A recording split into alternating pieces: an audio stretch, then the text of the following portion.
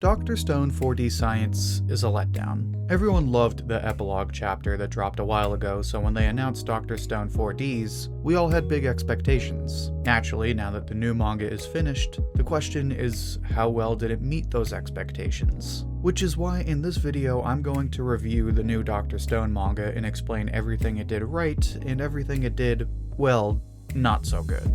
Naturally, if you're not caught up on this manga or the main storyline, this will contain some major spoilers. So let's start with what Dr. Stone DDD did well. First of all, I think Inagaki generally did a great job handling the characters in this volume. Now, I know, everyone has their thing they wanted to see. Like, some people wanted Senku and Kohaku to be a thing. Some people wanted to see more of Stanley. Some people wanted to see more of Francois. The list could go on forever. But given the short window for this volume, Inagaki does a great job of giving as many meaningful cameos as he can. We see almost all of the main cast as far as I can remember, and we get to see a bunch of side characters like Soyuz, Kirasame, and Minami. We also get a lot of fan service, but not in the way you're probably thinking. There's a lot of little details in this manga that don't necessarily add anything to the story, but they're cool enough that it rewards readers for having invested in these characters for as long as they have. So for example, one of the first things I noticed was this panel right here. They're leaving the briefing that just took place. Stanley is guarding Zeno and Tsukasa is guarding Gen, presumably.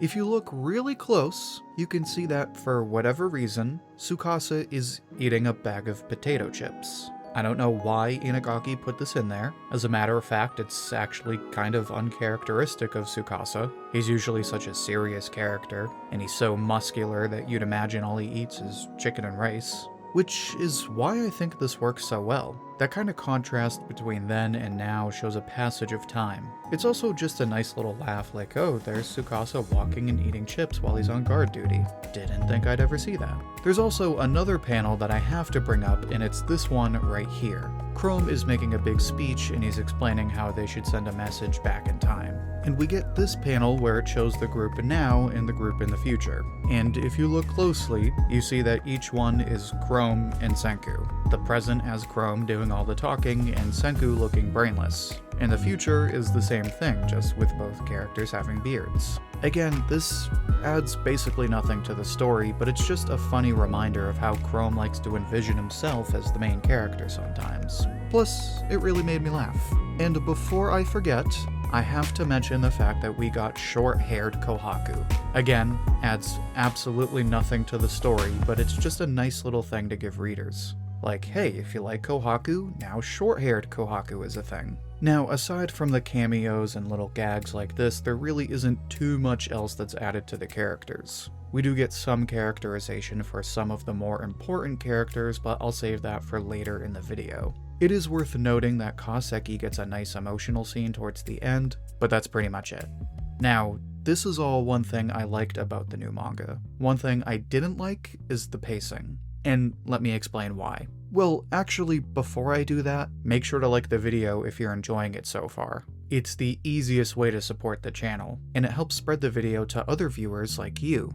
Now, if you're a Dr. Stone fan, then you know by now that pacing has always been an issue, especially in the last part of Dr. Stone.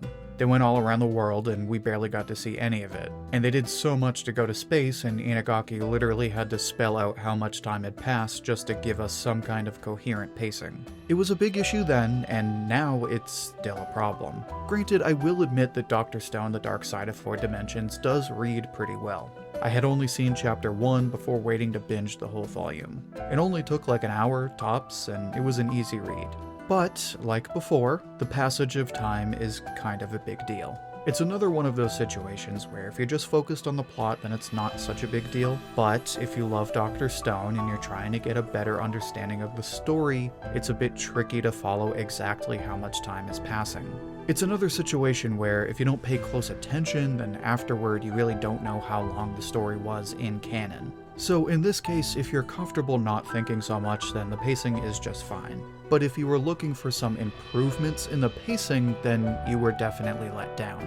Thankfully, like I said, the plot makes up for the not so great pacing. It's kind of weird because I want to say a lot happened, but at the same time I also feel like not that much happened. So we had Chrome and Ruri get married, finally. We had the characters finish the blueprints for a time machine. We had the whole Byakuya from the future incident. We had the slow progression towards the space elevator, the big reveal about what really happened with Byakuya, and then the mission to find Byakuya in the end. Again, when you're reading it, it feels like a lot, but in hindsight, it all happens pretty quickly. But like I said, it reads really well, and it's a worthwhile read. It's exciting, funny, emotional, and intense.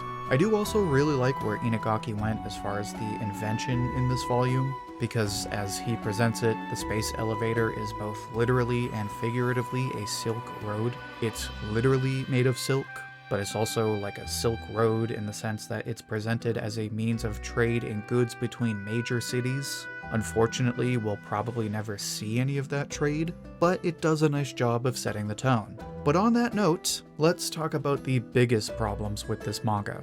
Specifically, there's two of them. The first of which is the big mystery in this volume.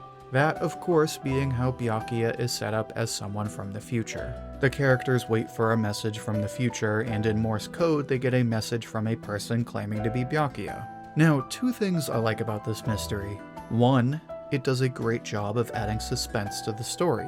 Without it, I think this volume would feel a bit too slice of life, which, as we've seen in the last year or so, kind of kills hype for Dr. Stone. Second, in retrospect, Inagaki does a really good job of laying out hints along the way. Like, when you take everything Y-Man said and did prior to the big reveal, it actually makes perfect sense. But I still have mixed feelings about the reveal. On the one hand, I like how it was handled, it adds suspense to the story, and I like how it leads into characterization for Y-Man. On the other hand, I feel like it was such a huge tease just to get there. Like, there were so many other ways this could have gone. Like, when they said it was Byakuya, I was like, wait, maybe it's like that episode of Futurama where it's not Byakuya, but it's really like Senku's son that he named Byakuya. That would have been so much cooler than, hey, get wrecked. So, I don't know. I generally liked how the mystery was handled, but I can't help feeling like it was too much of a tease in the end. On that note, another thing I did not like about this manga was the ending. So of course, after the Y-Man reveal, the characters go to look for a petrified Byakuya. And of course, it shows a silhouette of what could be Byakuya, but it isn't really clear. Ending the volume on such a cliffhanger, where not only do we know if they found Byakuya, but we still don't know if they'll ever achieve time travel.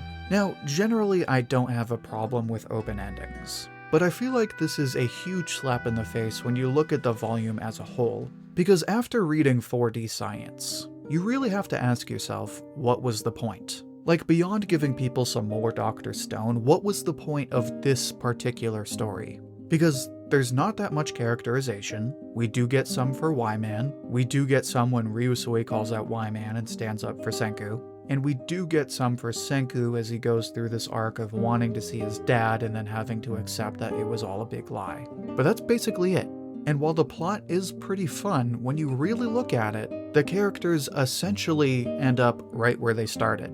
They begin with blueprints and a foundation for time travel, but no means of knowing when or how they can follow through on those plans. And they do build the space elevator, but that only means they can go to space, which is something they've already done. That doesn't mean they'll get everything they need and they'll be able to pull it all off. By ending things the way they do, we don't know if Byakuya is back in the story or if they can travel in time. So, if you ask me what's the point, essentially, there is no point. You basically come out of this story exactly how it was when it starts, which is why Dr. Stone 4D Science falls short. Now, is it a complete waste of time? Absolutely not. It's a great read for people who love Dr. Stone. If you want to see more cool science, then read it. If you want to see silly things like Chrome and Ruri getting married or Tsukasa on his cheat day, then read it. And if you want to read a story of how believing in something can scientifically improve your chances of achieving that thing, then read it. Overall, Dr. Stone 4D Science is a bit of a letdown, but given what it's clearly meant to be, I'd say every Dr. Stone fan should check it out on their own and give their favorite story just a little more time. But now I'd like to hear what you think.